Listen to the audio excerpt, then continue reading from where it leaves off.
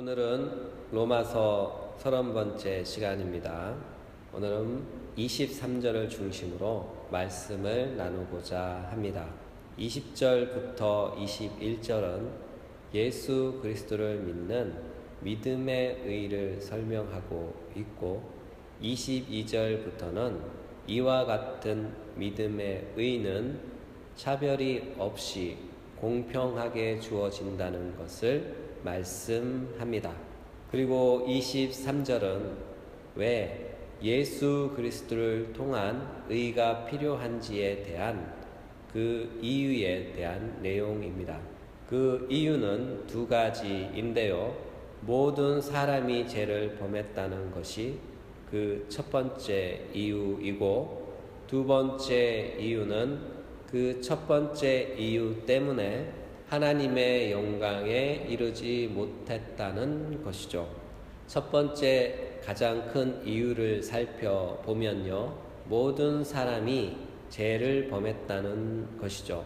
여기서 모든 사람이란 말은 세상 사람 예외 없이 누구나 다 죄인의 범주에 속한다는 것을 말씀하고 있습니다.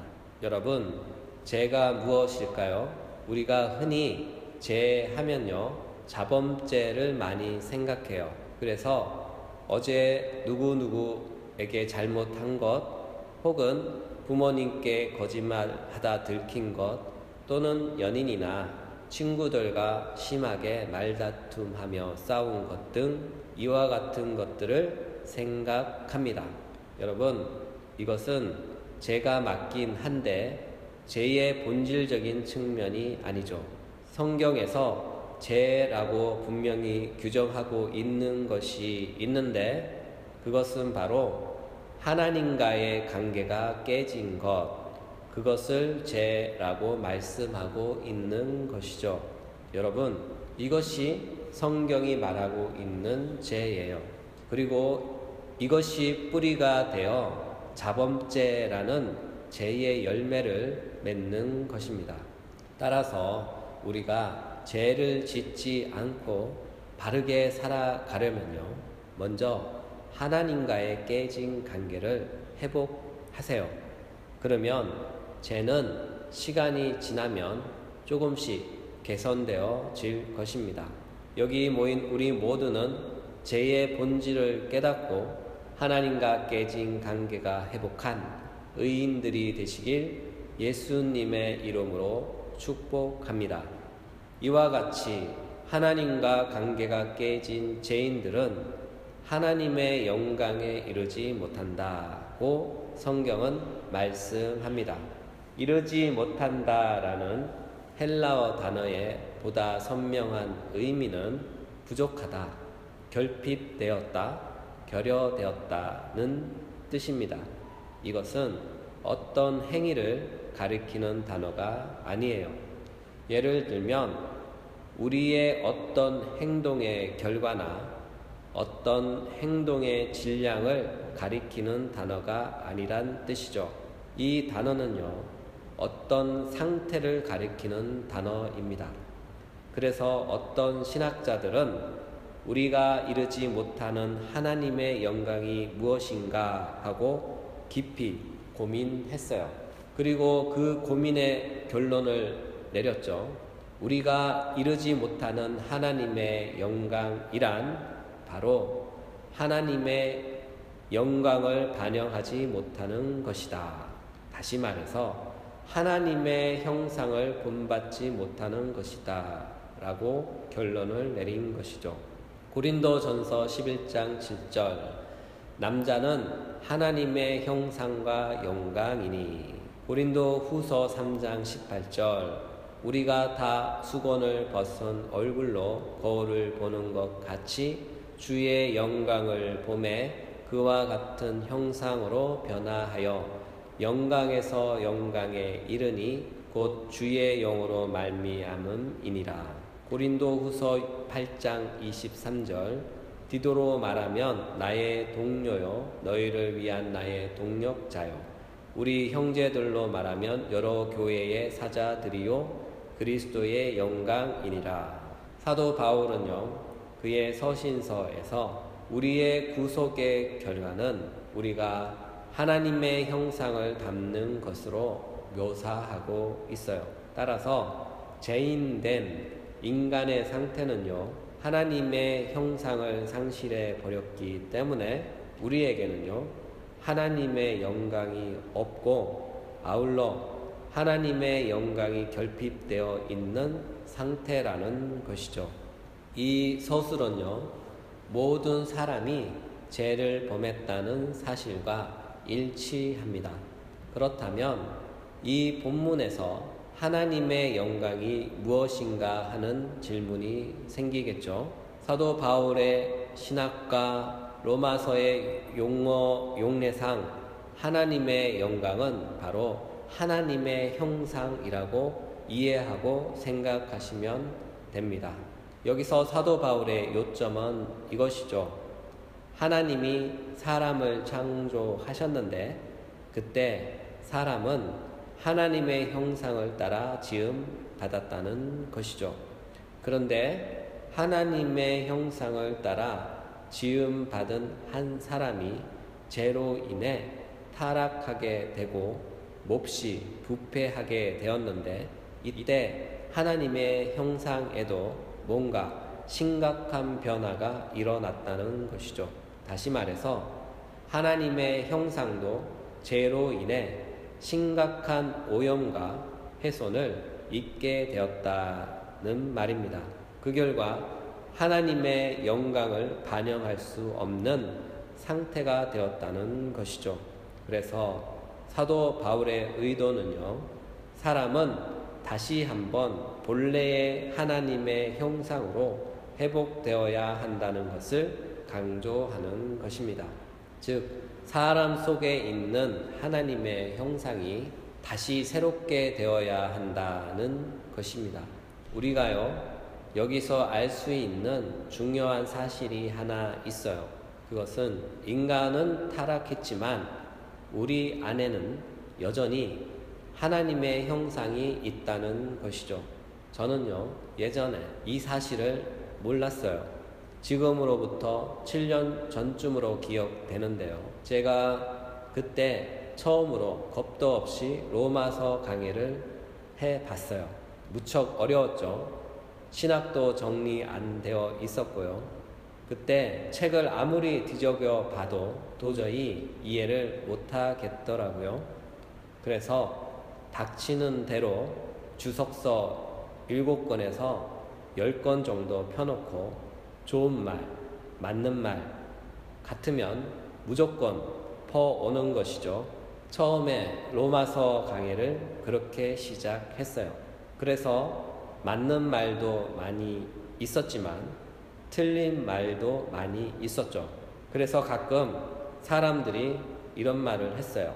너 이단 아니냐? 라고 종종 그런 소리를 들었죠. 처음에 그렇게 했어요. 왜냐하면 제겐 너무나 어려운 로마서였기 때문이죠. 지금도 어려워요.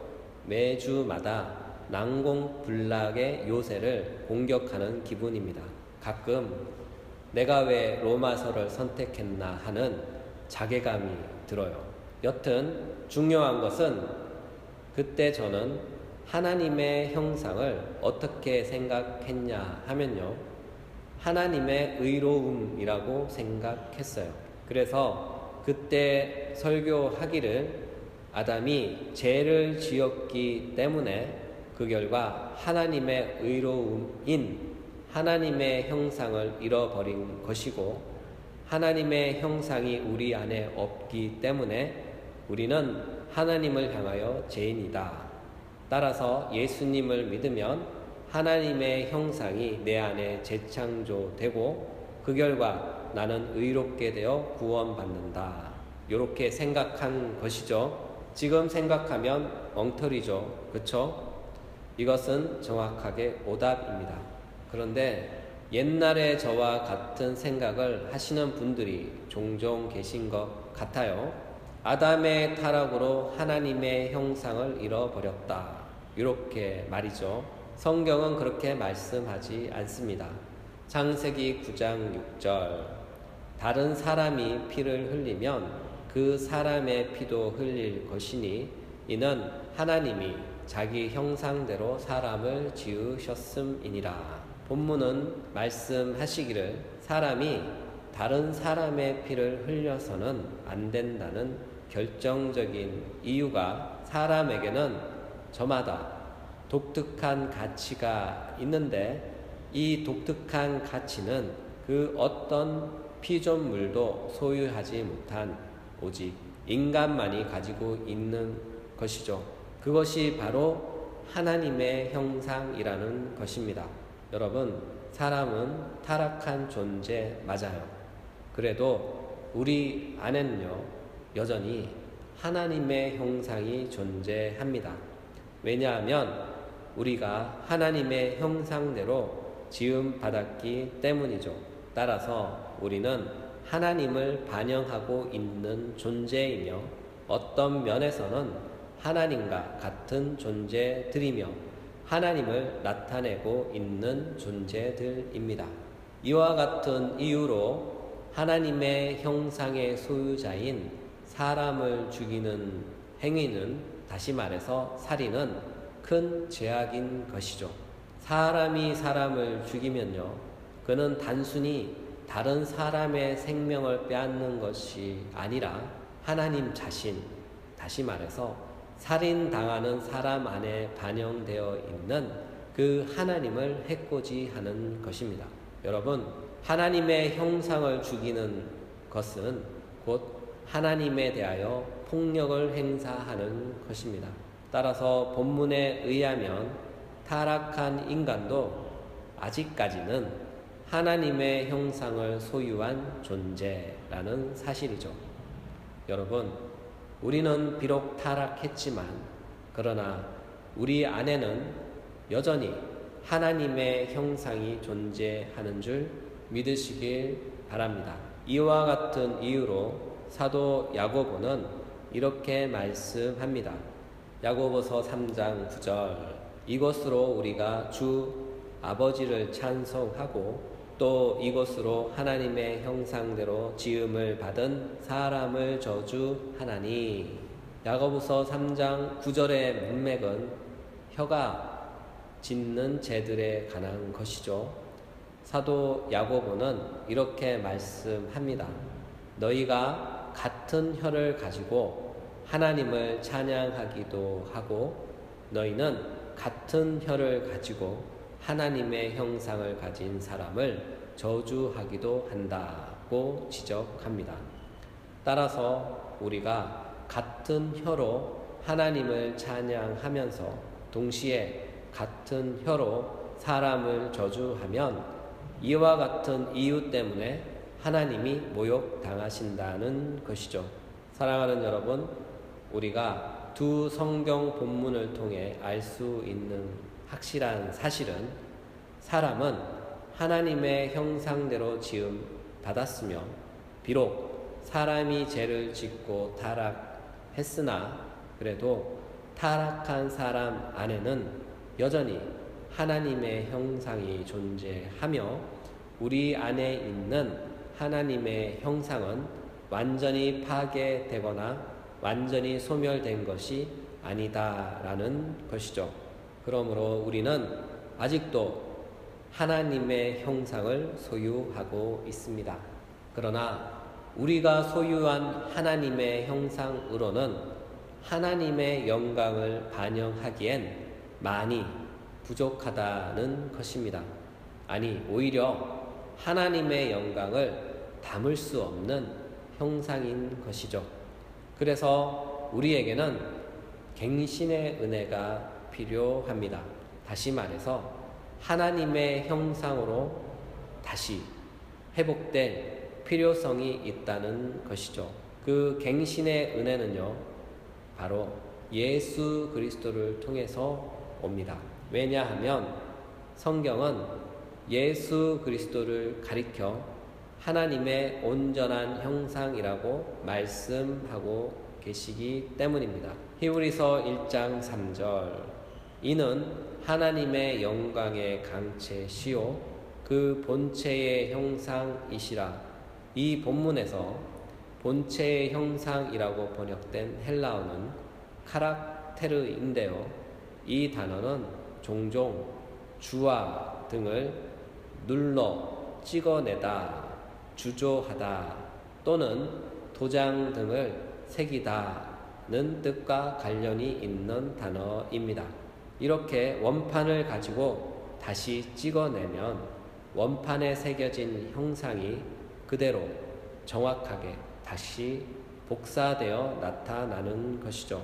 이와 같이 우리가 예수 그리스도와 연합하여 우리가 그의 본체의 형상으로 찍히게 되면 또는 정확하게 다시 복사가 되면 예수 그리스도의 영광의 강체가 우리 안에서 발견되어지는 것입니다.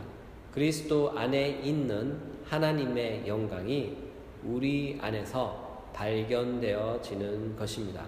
사랑하는 여러분, 여러분에게도 이와 같은 갱신의 은혜가 충만히 임하시길 예수님의 이름으로 축복합니다. 말씀을 정리하겠습니다. 결론은요, 우리에게는 갱신의 은혜가 필요합니다. 이 갱신은요, 하나님의 형상의 회복이죠.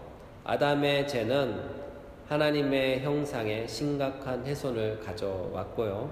그래서 죄에 오염된 상태에 있는 하나님의 형상은 하나님의 영광을 반영할 수 없는 무기력한 상태인 것이죠. 그래서 우리는 구원을 통해 하나님 안에 하나님의 형상이 새롭게 회복됨이 필요한 것입니다. 사랑하는 여러분, 여러분 안에 하나님의 형상이 예수 그리스도를 통해 온전히 회복되시길 예수님의 이름으로 축복합니다.